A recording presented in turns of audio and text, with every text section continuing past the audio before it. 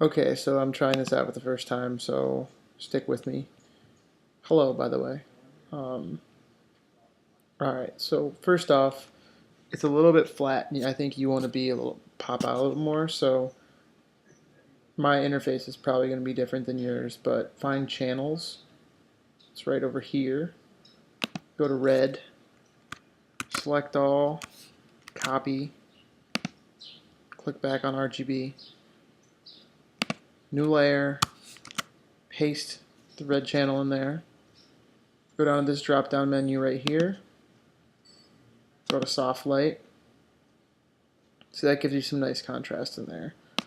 You can see it looks a little more dreamy already. I think you want to get a little more of these greens back, like right in this area. So grab your eraser tool, go down to about 30%, make sure your hardness is down all the way. And then just come in here and just kind of give some tone back in there. Yeah, so that looks pretty, especially down here. So that looks nice. Now, I would see, I don't know if they want you to keep all the layers or not, but I would flatten it because I don't think you're going to need it anymore. Then what I would do is to make your blues stand out a little more, get into hue saturation. It's the quick keys Command U, or it's image adjustments, hue saturation. Go down to like cyans. See how much cyan you have. Quite a bit. So I'll just saturate that a little bit more. Go down to blues. Got a lot in there too. Not a whole lot, just a little bit.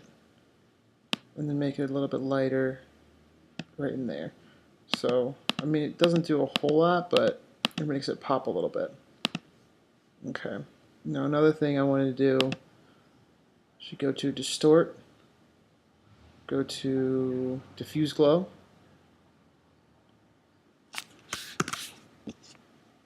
and this will give you a really dreamy look to it. I have it at glow amount 1 and about 13, so you can tell that's about normal. So let's do about 14. Okay. Now, I don't know, you can mess around with a few different things. If you do yellows, let's see how much is in your skin. Not a whole lot.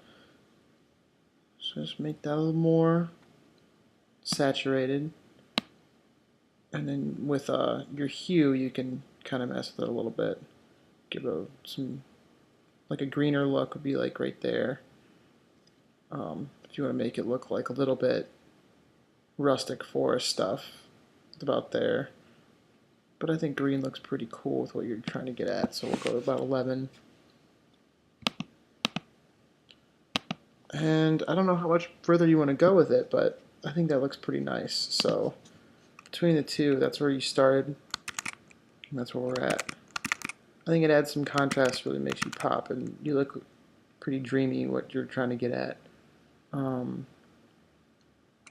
Let me know if you're trying to get at something more, but I think that's a good start. Maybe even adding a bit of a vignette would help. That's in, shit, I forget where that's at. Distort? Yeah, distort, lens correction. You just want to darken. Actually, you know what? That's what I want to do. Let's create a new layer. Just a copy of the background. Go into distort again, lens correction. Darken a bit. I'm very sorry. Across.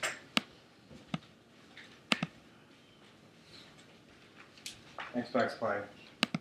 So that helps out a little bit there. Then I erase away around your hair just a little bit. About 80%.